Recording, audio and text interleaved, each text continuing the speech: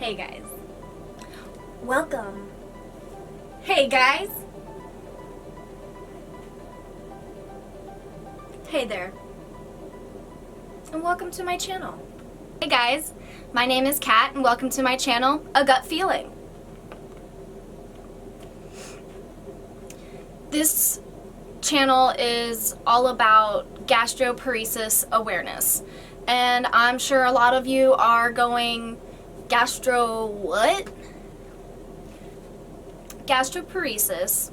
Gastro translates into stomach and paresis translates into paralysis.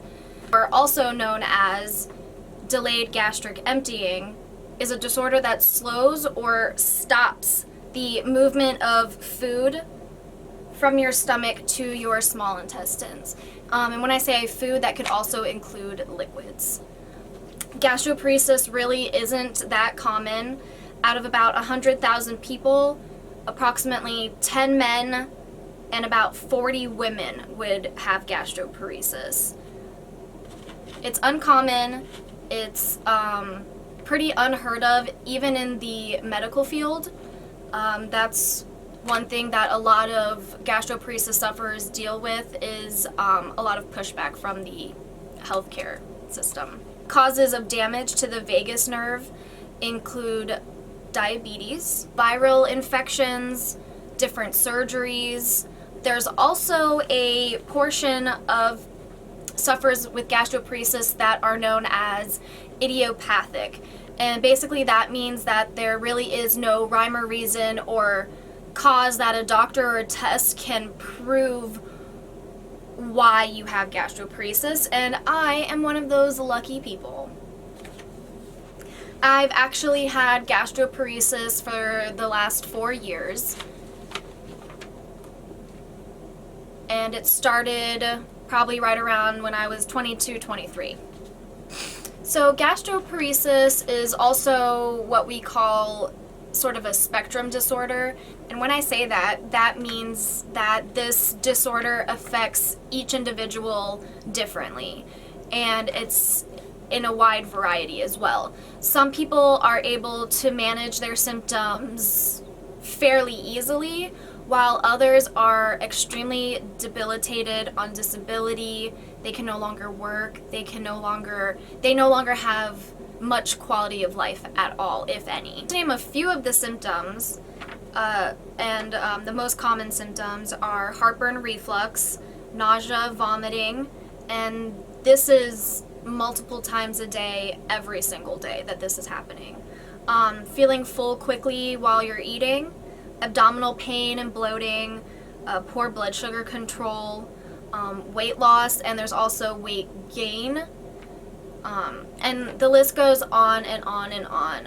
A couple of other symptoms that aren't as common and that people don't really talk about that I like to point out is brain fog, anxiety, and depression also follow. So this disease doesn't only affect you physically, it definitely can affect you mentally. Some of the complications that can come from gastroparesis include fluctuations in blood glucose. There's a general malnutrition from, throwing up so much and also not having an appetite, not being able to get that caloric intake that you need.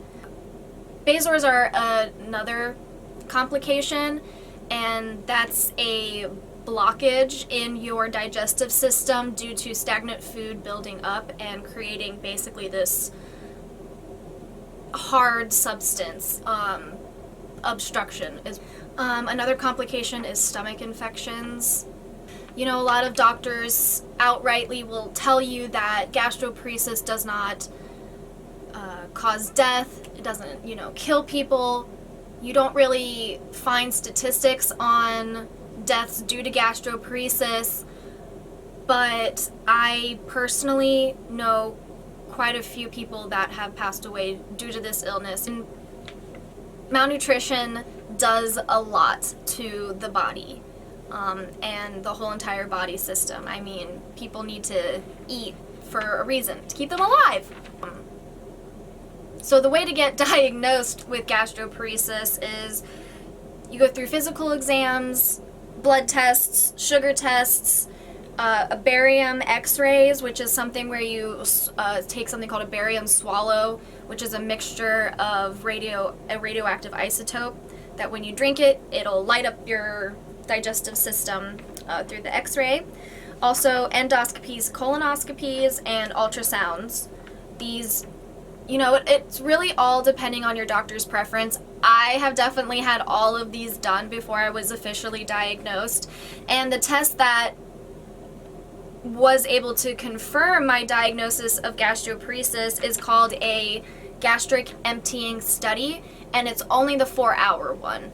I have been told by quite a few different doctors and radiologists that the 4-day gastric emptying study is basically irrelevant, which is another x-ray exam basically where you go in and they give you a breakfast of like eggs and toast, very, very plain. You have to eat it within a certain amount of minutes, and those eggs and toast also had a radioactive isotope in them so that when you eat it and you're swallowing, the x-ray is able to actually get an image from that. So there are treatments out there, but they're very few, and the ones that are out there, they're expensive, they have terrible side effects, the efficacy is, very 50-50. And when I say that, you guys will probably hear me mention that a lot. Basically, that means that the literature and the research behind those specific procedures shows 50% of patients had a good outcome, 50% of patients had a bad outcome. So it's basically putting a really bad band-aid on a wound. But some of the treatments that are out there include dietary modifications, what we call a GP-friendly diet. The simple version of that is low fat, low fiber, no greasy foods, stay away from artificial sweeteners, sugar, alcohols, things like that. Sometimes they also suggest staying away from lactose and gluten. I'll definitely get into the diet in more detail in another video. Some of the medications, just to rattle off a few. Example is antiemetics, which is an anti-nausea medication. These are anti-nausea medications that you can use. Or prokinetics, which helps speed up motility, is essentially what they're supposed to do. A couple other treatments like procedures would include Botox injections into the pylorus, which I'll explain all of this in another video. I'm not going to go into detail with every single procedure in this video. There's something called a stomach gastric pacemaker. There's a pyloroplasty, which is another surgery. Another treatment option is feeding tubes. If people that suffer with gastroparesis aren't able to get the caloric intake and the nutrients that their body needs, and so they have to rely on a feeding tube to give them those nutrients and those calories through the tube itself instead. And I am actually one of those people that has had to rely on a feeding tube. I actually recently got mine removed, so here's the beautiful second belly button that I have. I'll post that video a little bit later. But you'll see a lot of videos where I have my backpack with me. I talk about the feeding tube. I definitely want to spread more awareness about feeding tubes. So basically, all my channel is about gastroparesis awareness, chronic illness awareness, and the way this illness has affected my life in good and in bad ways. So just discretion advised. I will be talking about the nitty gritty. There's nothing really TMI on this channel. Yeah, like I said, gastroparesis. Gastroparesis affects not only the body physically but mentally. So I also will be talking about my mental health, and basically it's just the journey of my life with gastroparesis. I'll also be having cooking segments on my channel, which I know is definitely interesting for people who can't really eat. And that's actually why I want to do it.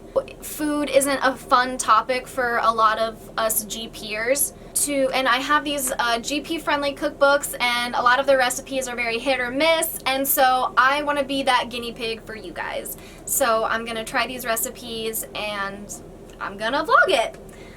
This is my very first vlog. I've never really done this before, so I'm just learning and going with the process. And yeah, I just want to, thank you guys for even coming and checking in and watching my channel and checking this out. So thank you guys for, stopping by. And if you guys have any questions, advice, anything like that, go ahead, drop it in the comments. If you, like me, like my videos, are interested in learning more about gastroparesis and my journey thus far, please like, subscribe.